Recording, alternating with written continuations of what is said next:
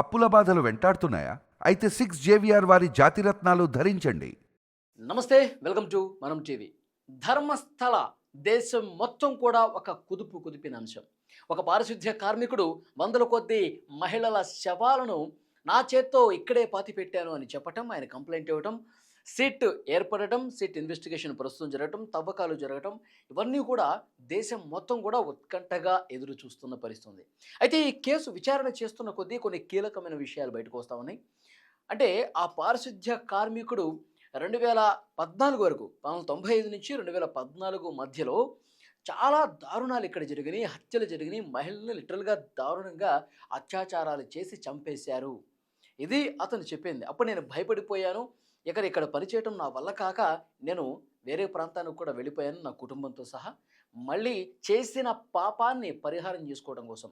ఆ పాప భీతి నన్ను వెంటాడటంతో నేను ఈరోజు వచ్చి ధైర్యంగా చెప్తున్నా అన్నారు.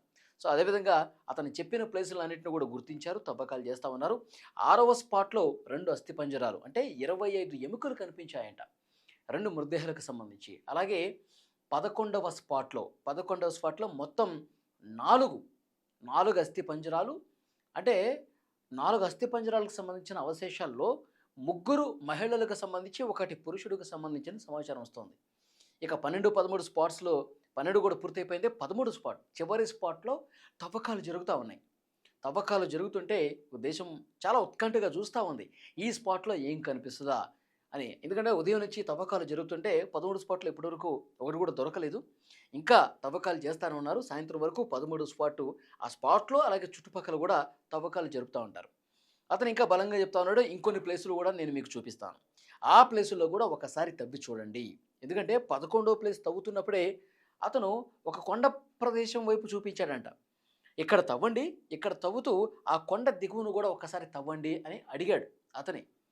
అంటే అతనికి జ్ఞాపకం వస్తా ఉంది. 15 సంవత్సరాల తర్వాత ఇక్కడికి మళ్ళీ ఎక్కడైతే పూడ్చిపెట్టాడో అక్కడికొచ్చాడు కాబట్టి, ఎక్కడెక్కడ పూడ్చిపెట్టాను, ఎప్పుడు ఎవరు ఆదేశాలతో నేను ఇదంతా చేశాను, ఏ ప్రదేశంలో ఎక్కువ పాతిపెట్టాను, ఇవన్నీ కూడా అతను గుర్తు తెచ్చుకుంటూ సిట్ అధికారులతో మాట్లాడుతూ ఈ ప్లేస్‌లో తవ్వండి. ఇక్కడ నాకు ఒకసారి గుర్తొస్తుంది. ఒకసారి వర్షంలోనే ఇక్కడ నేను పాతిపెట్టాను.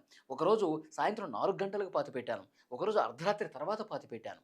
ఇవన్నీ కూడా అతను పూసగుచ్చినట్టు చెబుతున్నాడు. సిట్ అధికారులు షాక్ అయిపోతున్నారు. సో, డెఫినిట్‌గా ధర్మస్థలలో దారుణాలు జరిగాయి అని నమ్మాల్సినటువంటి పరిస్థితి ఉంది. ఎందుకంటే 6 స్పాట్‌లో కనిపించాయి. 11 స్పాట్‌లో కూడా కనిపించాయి. ఇప్పుడు 13లో ఎన్నెళ్తాయో తెలీదు. ఇన్వెస్టిగేషన్ జరుగుతుంది. అయితే ఇప్పుడు సిట్ అధికారులు మరొక కోణంలో కూడా ఇన్వెస్టిగేట్ చేస్తా ఉన్నారు. అప్పుడు ఇతను పాతిపెట్టే సమయంలో ధర్మస్థల ధర్మాధికారి ఎవరైతే ఆదేశాలతో ఈ దుర్మార్గాలన్నీ జరిగాయో, డి గ్యాంగ్‌కి అండాదండా ఇచ్చినటువంటి ఆ అధికారులు ఎవరు? దీని మీద అప్పుడు పోలీస్ ఆఫీసర్లుగా ఉన్నవాళ్ళు, అప్పుడు న్యాయాధికారులుగా ఉన్నవాళ్ళు, అక్కడ ఉన్నటువంటి అధికార యంత్రాంగం ఎవరు ఈ హత్యలన్నింటికి కొమ్ము కాశారు? వాస్తవాలు బయట రాకుండా ధర్మస్థల నేలలో పాతిపెట్టేసింది ఎవరు? ఇది బయటికి రావాల్సినటువంటి అవసరం ఉంది. ఈ పారిశుధ్య కార్మికుడు ఈ తవ్వుతున్న క్రమంలోనే స్టోరీ మొత్తం చెప్తా ఉన్నాడు. ఒక మాజీ పోలీసు అధికారి ధర్మస్థల ప్రాంతానికిలో 1995 నుంచి 2014 మధ్యలో ఎవరున్నారో ఒక్కసారి ఆ రిజిస్టర్ బయటికి తెండి, ఆ రికార్డులు బయటికి తెండి. ఒక మాజీ పోలీసు అధికారి ఇక్కడ సర్వీసులో ఉన్న వ్యక్తి అప్పట్లో నాకు సహకరించాడు. నేను ఖననం చేసే సమయంలో నాకు తోడ్పాటు అందించాడు. అతను కూడా ఇన్వాల్వ్ అయ్యాడు. ఏదైతే ఈ హత్యలన్నీ చేస్తా ఉన్నాడు కదా పైన ఉన్నటువంటి ఒక వ్యక్తి, అతనికి సహకరిస్తూ ఎక్కడా కూడా అతని పేరు బయటికి రాకుండా కాపాడటంలో కీ రోల్ పోషించినటువంటి ఒక పోలీసు అధికారి ఉన్నాడు. అతన్ని కూడా ఈ కేసులో ఇన్వాల్వ్ చేయండి. అతని పాత్ర ఉంది. అతనికి అన్నీ తెలుసు. నాకంటే ఎక్కువ అతనికే బాగా తెలుసు అని మాట్లాడుతున్నటువంటి పరిస్థితి ఉంది. ఇంకొక విస్తుగొలిపే, ఆశ్చర్యకరపరిచే మరొక విషయం ఏంటంటే, ఒక రిటైర్డ్ జడ్జ్ కూడా ఉన్నాడు అనేది ఇప్పుడు బయటకొస్తోంది. రిటైర్డ్ పోలీస్ అధికారే కాదు, రిటైర్డ్ జడ్జ్ అంటే పోలీసు యంత్రాంగంతో పాటు న్యాయాధికారి కూడా ఒక అతను ఈ దుర్మార్గాలకు కొమ్ము కాశారు అంటే నిజంగా అసలు నిజమా వాస్తవం అనేది తెలియాలి. ఎందుకంటే ఇన్వెస్టిగేషన్‌లోనే పూర్తిగా బయటకొస్తది. సీనియర్ ఐపీఎస్ అధికారులతో కూడినటువంటి స్పెషల్ ఇన్వెస్టిగేషన్ టీమ్ ఏదైతే ఉందో ఇవన్నీ కూడా బయటికి తీయాలి. పోలీస్ అధికారులే కాదు, న్యాయ అధికారులు, కోర్టుల్లో ఉన్న జడ్జిలు కూడా ఇక్కడ ఉన్నటువంటి ఈ ధర్మస్థల క్షేత్రానికి కాపలాగా ఉన్న ఒక ధర్మాధిపతిగా ఉన్నటువంటి వ్యక్తి, నిర్వాహకులే ఇంత దారుణంగా చేస్తే పోలీసు అధికారులు, న్యాయాధికారులు అందరూ కొమ్ము కాసి నిజాలను పాతిపెట్టేశారు కదా! ఇప్పుడు ఈ కోణంలో విచారణ జరిపించాల్సినటువంటి అవసరం చాలా స్పష్టంగా కనిపిస్తుంది. ఈ 13వ ప్లేసు పూర్తయిపోయిన తర్వాత ఆ పోలీస్ అధికారి, మాజీ న్యాయాధికారి, మాజీ రిటైర్డ్ జడ్జి ఎవరనేది కూడా అతి త్వరలోనే బయటకొచ్చే అవకాశం కనిపిస్తోంది. ఇంకా ఈ కేసుకు సంబంధించి తవ్వకాలు ప్రారంభమవుతాయి. ఇంకొన్ని చోట్ల గుర్తింపు చేసే అవకాశం ఉంది. ఎందుకనంటే ఈ 13 అయిపోయిన తర్వాత జయంత్ టీ అనే ఒక కార్యకర్త, ఏ కార్యకర్త? ఆర్టీఐ కార్యకర్త. అతను ఆర్టీఐ ద్వారా సమాచారం తెప్పించుకున్నాడు. ఈ మిస్సింగ్ కేసులు, ఈ అసహజ మరణాలన్నీ కూడా ఏమైపోయినాయి, రికార్డులు ఎట్లా మాయమైపోయినాయని చెప్పి క్వశ్చన్ చేసినటువంటి వ్యక్తి అతనే చెప్తా ఉన్నాడు, నేను నా కళ్ళతో చూశాను, ఒక బాలికని, 12 సంవత్సరాల బాలికని ఎలాంటి న్యాయపరమైనటువంటి నిబంధనలు పాటించకుండా చాలా దారుణంగా ఒక కుక్కను పూడ్చిపెట్టేయటం నా కళ్ళతో నేను చూశాను. అంటే ఇంకా న్యాయం జరగదు అన్న అభిప్రాయంతో కొన్ని విషయాలు నేను బయటకి చెప్పలేదు, ఎవరిని కూడా సంప్రదించలేదు.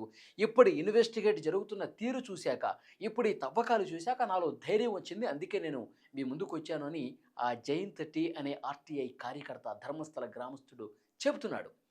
అంటే క్లియర్గా ఎన్ని వాస్తవాలు పాతిపెట్టేశారు చూడండి. చాలామంది తమకు తెలిసిన విషయాల్ని చెప్పడానికి వస్తూ ఉన్నారు.